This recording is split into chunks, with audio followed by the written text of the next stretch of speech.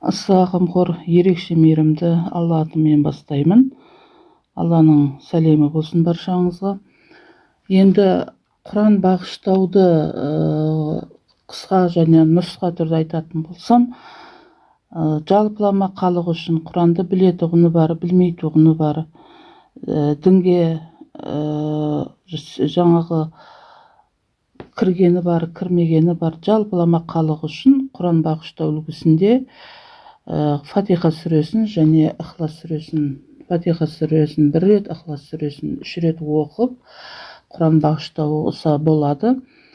Жаңағы соңында оқып болғаннан кейін, Алла тағалам осы оқылған Фатиха, Ихлас сүресінен болған сауапты Адам ата Хауа анаға, пайғамбарымыз Мұхаммед саллаллаху алейхи уассаламға, барша дүниеден өткен пайғамбарларға, сахабаларға, шахидтерге, дүниеден өткен барша мұсылмандарға, өзімнің дүниеден өткен ата-бабаларыма, әке-шешелеріме, туған-туысқандарыма деп аттарын атап жіберсе болады.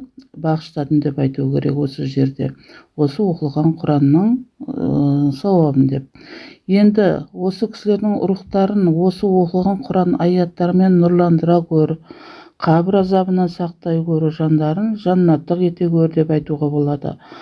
Бұл дүниеде біліп білмей істеген күнәларын кешіре көр. Алла тағалам, жаратқан ием, ақырет күні ол кісілердің амал кітаптарын оң жақтан болуына нәсіп ете көр деп айтуына болады. Өзіңіздің жүрегіңізден қандай ақиқи бір адал сөз шығады, сол сөздерді айтып дұға етсеңіз, Алла қабыл етеді.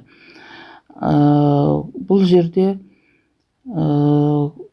дұрыс ниетте дұға ету керек. Жақсылық ниетте дұрыс ниетте, жақсылық ниетте, адал ниетпенен дұға ету керек. Осындай қылып қысқа нұсқа түрде айттық. Енді Құран хатым етіп, қысқа Құран хатым, толық Құран хатым деп елде айтылып жатады. Бұлардың барлығы өзінің кезегінде айтамыз. Раббана аттина фиддуния хасанатан ва фил ахирати хасанатан ва қина ғазабан нар. Амин.